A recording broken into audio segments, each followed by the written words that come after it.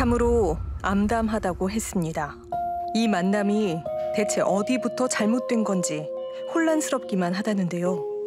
내가 죄진 게 하나도 없는데 지금 내가 왜 이런 식으로 당해야 되나 싶을 정도로 너무 힘들어요. 하루에도 수차례 폭언과 욕설이 담긴 문자 메시지를 보내는가 하면 지인들에게 SNS로 말을 걸어 민수 씨가 성범죄자라는 악의적인 소문까지 퍼뜨리고 다닌다는 이 사람은 그렇게까지 선생님 주변을 폭로하는 사람이 누구예요? 단 한 사람밖에 생각이 안 나더라고요. 제가 만났던 전 여자친구. 이게 어떻게 된 일일까요? 민수 씨를 비방하는 사람의 정체가 2년 동안 결혼을 전제로 만났던 전 여자친구 은혜 씨라는 겁니다. 제가 장기간 출장을 갔었는데요. 시험지 출제를 하는 곳에 경호를 하는데 핸드폰 뺏기게 돼요. 거기는 연락 안 했다고 막 욕하고 뭐라 하더라고요. 니 이럴 것 같으면 차라리 헤어지라고 정리를 하자고. 직장 문제로 연락을 못한 사정에도 아랑곳하지 않고 이별을 통보했다는 은혜 씨. 기막힌 일이 벌어진 건 그 뒤였습니다. 은혜 씨가 민수 씨를 성폭행 혐의로 경찰에 고소한 겁니다. 당혹스러웠지만 민수 씨는 수사기관에서 자신의 무혐의를 입증했다고 합니다. 그런데 최근 경찰서에서 또 고소장이 날아왔다는데요. 감사합니다. 수석팀입니다. 안녕하세요. 다름이 아니라 저희 고소장이 저한테 날았다고 전화가 와서요. 제 명이 폭행 감금 협박으로 고소를 한 것 같아요. 이번엔 민수 씨가 엘리베이터 문을 치고 집에서 나가라고 한 점을 문제 삼았다는 은혜 씨. 그런데 은혜 씨를 아는 남자는 더 있었습니다. 2016년부터 3년 동안 은혜 씨와 교제를 했던 준석 씨였는데요. 헤어지고 나서 문자로 이제 협박을 받았어요. 널 고소할 거다. 헤어지자마자 성폭행을 한 혐의로 고소하겠다며 협박을 했다는 은혜 씨. 게다가 지금 사귀고 있는 여자친구한테 내 지인들한테 이제 그런 거를 묻더라고요. 너 그 친구 아니야. 그 친구 성범죄자다. 이때도 은혜 씨는 주변 사람들에게 준석 씨가 성범죄자라는 소문을 퍼뜨렸다는데요. 대체 그녀에겐 무슨 일이 있었던 걸까? 안녕하세요. 여기 궁금한 이야기 Y팀인데요. 최근 소송건에 대해서 여쭤보고 싶은데 예전에 저 성폭행한 거에 대해서 제보를 한 번 한 적이 있었어요. 선생님 찾아뵐 수 있을까요? 자신 역시 궁금한 이야기 Y에 제보를 했었다는 은혜 씨는 우리와의 만남에 흔쾌히 응했습니다. 그런데 그때 한 중년 남자가 인터뷰 장소로 들어오는데요. 아니 제가 좀 도와주겠습니다. 소리야. 남자가 자리에 앉은 뒤 본격적인 인터뷰가 시작됐습니다. 전 남자친구가 저한테 성폭행을 했었어요. 선생님한테요? 네. 2019년부터 21년까지 제가 자꾸 거절을 하면은 한 번 또 시도하고 될 때까지 하는 거예요. 증거가 충분하지 않으니 넣을 수 없다라는 거지 무죄는 아니라고 하더라고요. 증거가 없어 법적으로 처벌하지 못했을 뿐 늘 싫다는 의사를 밝혔다는 은혜 씨. 그때 성폭행을 했던 게 어느 정도 됐었어요? 1년 반인데 1년 반 사이에 몇 번이지? 한 9번 이상이지. 근데 제가 말씀드린 그 사실 심리적인 지배를 했고 그러니까 거기서 못 벗어났다라고 생각이 들어요. 그런데 이상합니다. 이 남자는 어째서 은혜 씨의 내밀한 사정까지 나서서 이야기하는 걸까요? 선생님이 왜 다... 제가 그런게 아니라 설명 잘 못하니까 중요한 거 왜 헤어지지 못했냐를 설명을 해야 되는 거야. 그저 제대로 된 설명을 하기 위해 부연을 할 뿐이라는 겁니다. 그런데 네네. 알겠습니다. 갑자기 걸려온 전화에 담당 PD가 잠시 자리를 비우고 다른 제작진과 두 사람이 기다리던 그때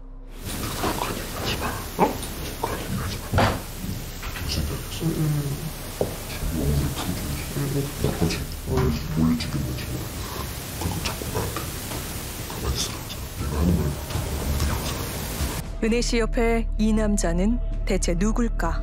저는 이제 목사고요. 저는 이성에서 아니라고 생각을 했기 때문에 19살 때부터 지금까지 제가 그래서 좀 도와줬죠. 저도 도와줘. 오랜 기간 목회 활동을 했었다는 성교육 상담가 장 씨. 은혜 씨와는 10여 년 전 상담가와 제자 사이로 만나 인연을 이어왔다고 합니다.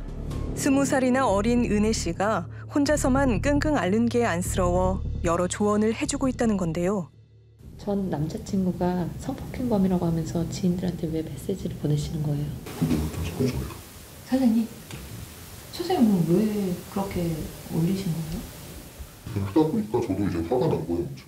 그래서 저는 그때 나도 열받는데 뭐 욕 좀 써보라 해서 쓴 거예요. 실제로 과거 은혜 씨를 만났던 준석 씨 역시 그의 존재를 알고 있었습니다. 이분이신데 제 여자친구한테 이렇게 연락을 했더라고요. 그 사람? 자신의 실명으로 준석 씨 지인에게 연락을 해왔다는 장 씨. 의아한 일을 겪은 사람 중엔 민수 씨 엄마 최 씨도 있었습니다. 나 이제 입에도 담지를 못하겠나. 그런 문자를 계속 와요. 스토킹으로 해서 신고를 했어요. 그런데 그 사람이 저한테 전화가 온 거예요. 제가 시켜서 다 한 일이거든요, 그 친구가. 합의서를 써주시면 뭐 감사할 것 같아가지고. 아니 어디서 어디까지가 본인이 하신 거냐고요. 저는 정말 죄송하고요. 은혜 씨의 곁에서 은혜 씨 전 남자친구들에 대한 폭로를 하고 있는 장 씨. 그는 왜 이러는 걸까? 우린 은혜 씨의 부모님을 만나 두 사람의 관계에 대해 좀 더 알아보기로 했습니다. 현직으로 일단 이야기할 게 왜 직접적인 없으니까. 나에게 딱 그 시점인 것 같아. 왜? 18살 만나고 걔한테 가스라이팅을 당하고 계속 조종을 당하고 지배를 받으면서 더 가정에서 발붙이지 못하게 한 거 아니에요, 지금까지 수년 동안. 고등학생 때 장 씨를 알게 된 뒤 딸이 달라졌답니다. 오늘 경찰서에서 내가 조사받고 본인이 장난별로 19년도에 제가 그렇게 지를 발로 막 하면서 막 10대를 때렸대요. 그냥 무조건 그냥 고소를 하는 거예요. 엄마 아빠 회사에 전화해서 자르겠다고 하는 그런 자식이 있어요? 우린 은혜 씨를 다시 만나 고소와 폭로를 이어가는 진짜 이유를 확인해 보기로 했습니다. 나 아기 때부터 지금까지 엄마 아빠가 너무 저를 때리는 게 좀 일상이었거든요. 집에 있는 게 너무 불안하고 하니까 고등학교 때부터 밖으로 좀 많이 나가게 돼가지고. 부모님의 가정폭력에 시달린 뒤 어디에도 마음 붙이질 못했답니다.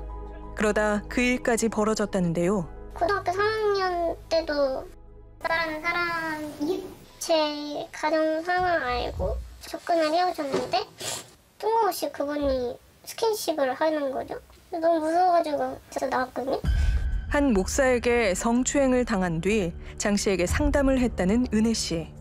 그런데 그때 당시에는 제가 여기 얘기하니까 합의금을 뜨더라고 막 그랬잖아요. 선생님이? 네. 고등학생 때. 합의금 그때 이제 고등학생 때 30만 원? 네, 그 정도 받았어요. 두 사람은 10년 가까이 함께하며 은혜 씨의 송사를 함께하고 있는데요. 혹시 반복되는 폭로는 돈 때문인 걸까요? 계속 왜 고소 고발하시는 거야? 전 남친? 네. 자기가 저랑 뭐 평생 뭐 결혼을 해서 살 거면은 뭘 안 하는데 걔가 제 몸을 범했으면 거기에 대해서 책임을 져야 될 거 아니에요, 자기가. 결코 돈 때문이 아니랍니다. 그렇다 해도 그녀의 폭로전을 장 씨가 함께하는 이유는 여전히 의문인데요.